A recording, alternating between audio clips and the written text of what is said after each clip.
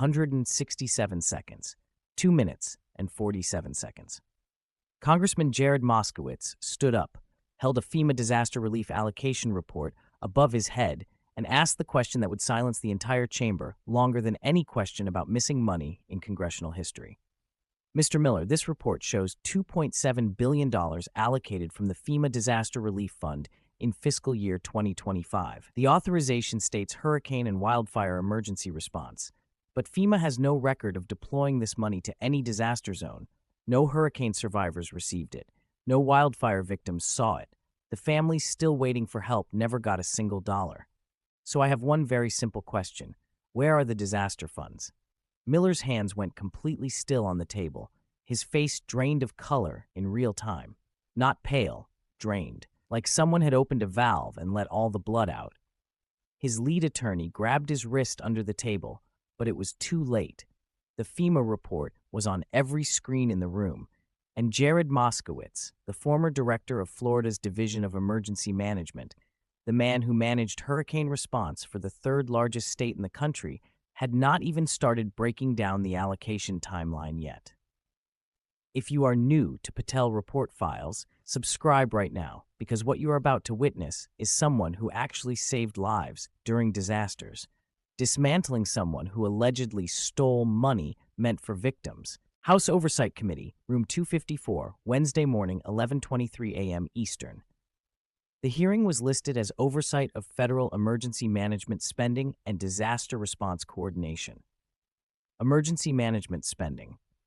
Routine oversight language designed to sound procedural, administrative. It was neither.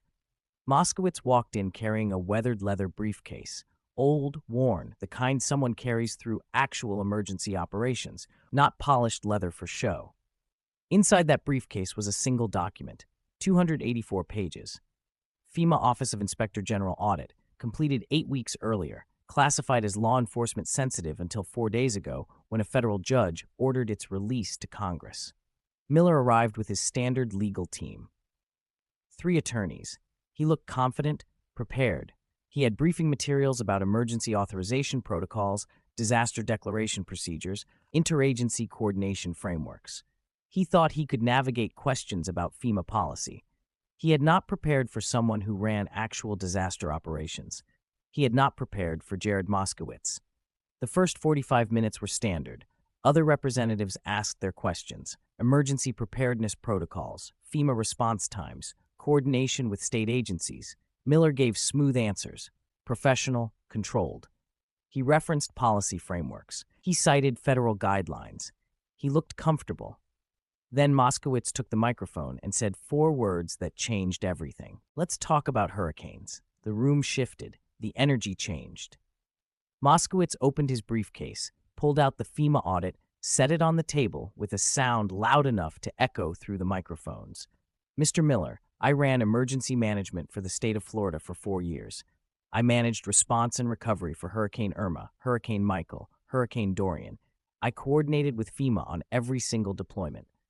He paused. I know exactly how disaster relief funding works, how it is allocated, how it is deployed, how it is tracked, and how it is audited. He opened the report. So when I read this FEMA Inspector General audit, certain things jumped out at me. Things that do not make sense to someone who has actually done this work. Things that look very wrong. He looked at Miller. On September 8th of last year, you signed an emergency authorization releasing $2.7 billion from the FEMA Disaster Relief Fund.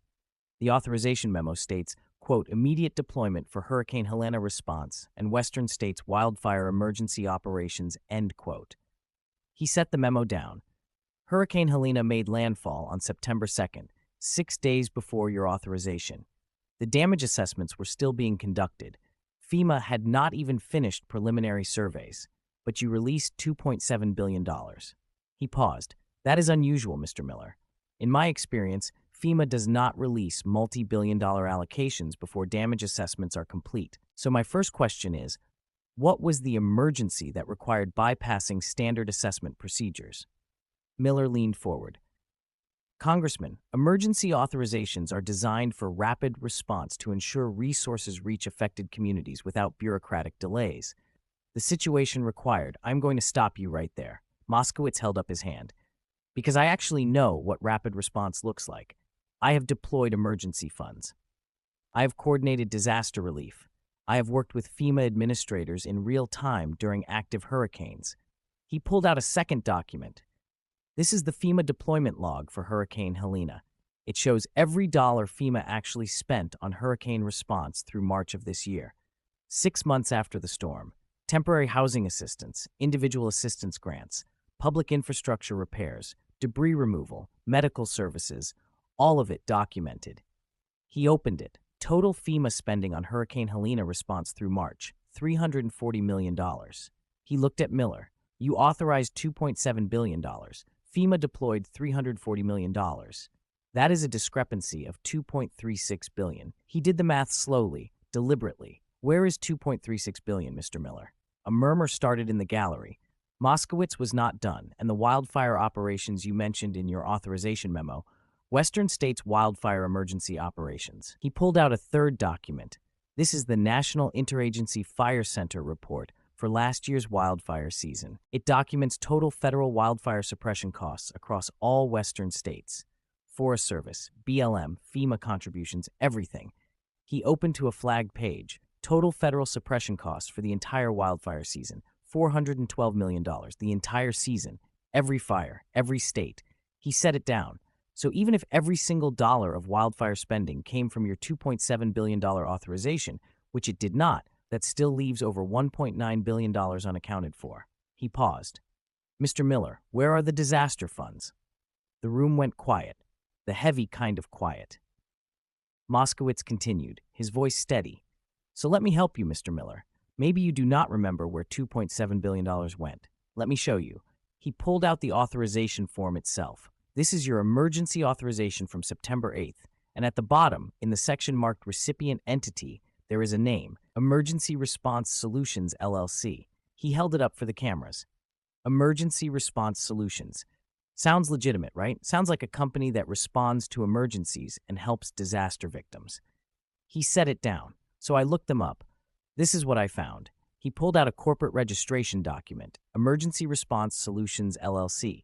Date of incorporation, August 25th. He looked up, 14 days before your authorization. The company that received $2.7 billion in disaster relief funding did not exist 2 weeks earlier. The room went completely silent. Moskowitz continued. Registered agent, a corporate services firm in Wilmington, Delaware. The same address used by 340,000 other shell companies. No physical office. No equipment. No personnel. No disaster response experience. No prior FEMA contracts, no history of emergency management work. He pulled out another page, but they do have a bank account. And on September 10th, 2 days after receiving $2.7 billion, that account made 4 wire transfers. He read from the document, $890 million to an account in the Cayman Islands, $670 million to an account in Switzerland, $620 million to an account in Singapore, $520 million to an account in the British Virgin Islands. He let those numbers hang in the air. 4 wire transfers, 4 offshore accounts, total $2.7 billion. Every single dollar. He looked at Miller. Mr. Miller, I ran disaster response in Florida. I deployed emergency funds after hurricanes. I have worked with every legitimate disaster response contractor in this country, and I have never, not once, not ever, seen disaster relief money go to offshore accounts. He paused. Because disaster relief money is supposed to go to victims, to families who lost their homes, to communities that need to rebuild, to people who need help. Not to the Cayman Islands. The room erupted, not with shouting, with the low, angry rumble of people realizing they are watching something far worse than incompetence. Now, I need to stop for a second and say this. If you believe $2.7 billion in disaster relief money deserves an explanation, hype this video right now. The hype button is right next to like. You can hype 3 times a day for free. We have 7 days to get this into the top 100 most hyped videos on YouTube. Every single hype counts. Do it now, then keep watching, because what Moskowitz reveals next proves the offshore accounts connect to Miller's associates. Moskowitz waited for quiet. So let me ask you again, Mr. Miller, and this time I want a real answer.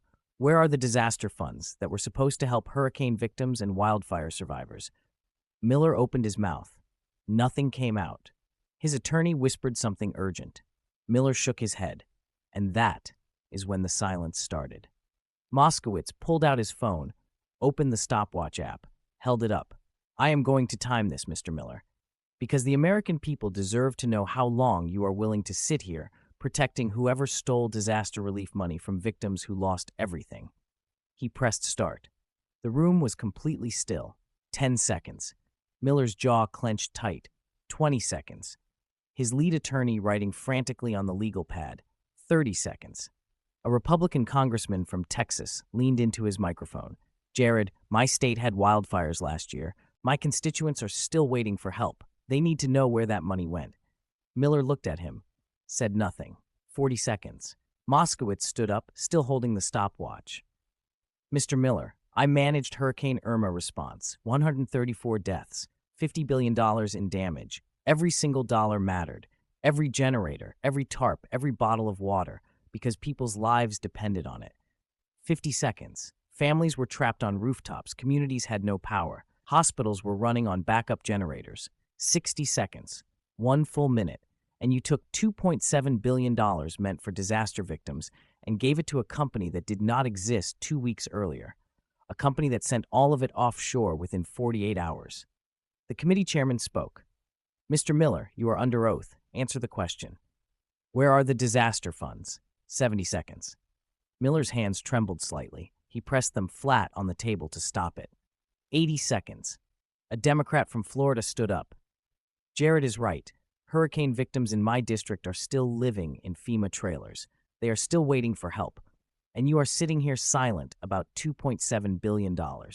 90 seconds. Moskowitz checked the stopwatch. 1.5 minutes, Mr. Miller. I have seen FEMA administrators account for every dollar in real time during active disasters, with storms still raging, with people still trapped, with communities still flooding. 100 seconds. And you cannot account for $2.7 billion in a congressional hearing 6 months later. 110 seconds. Miller's face had gone gray. 120 seconds. 2 full minutes. Moskowitz walked back to his table, picked up one more document. Mr. Miller, while you are sitting there silent, let me tell you what else the Inspector General found. They tracked those 4 offshore accounts, and within 1 week those accounts made secondary transfers. Smaller amounts distributed to 31 different recipients. 130 seconds. He held up the list.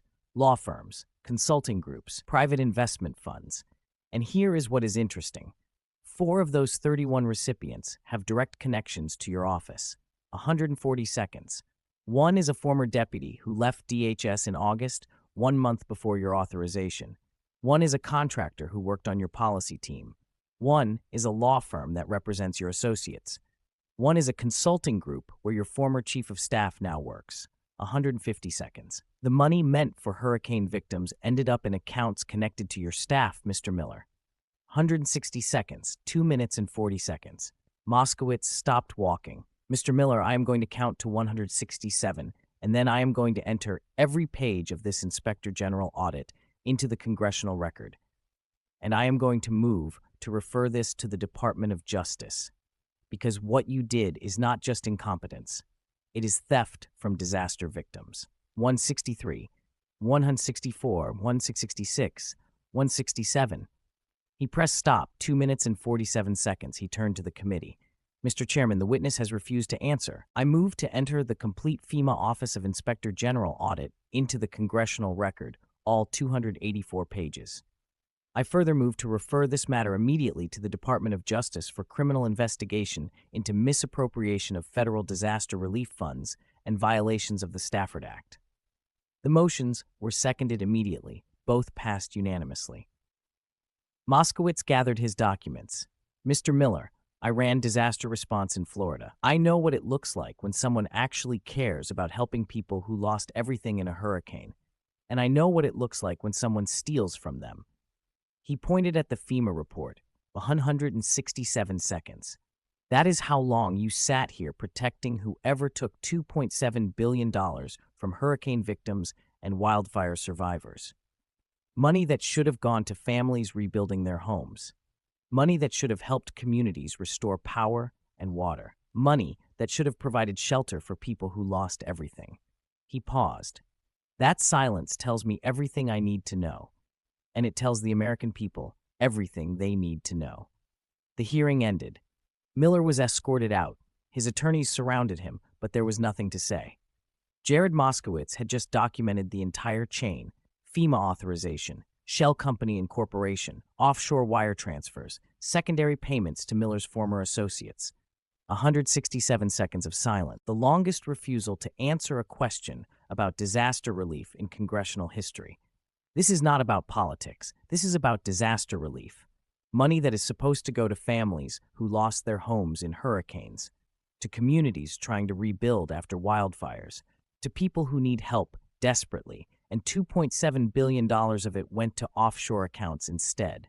Subscribe to Patel Report Files right now, because tomorrow we investigate Emergency Response Solutions LLC. Who incorporated it? Who controls the offshore accounts? And where the secondary transfers went?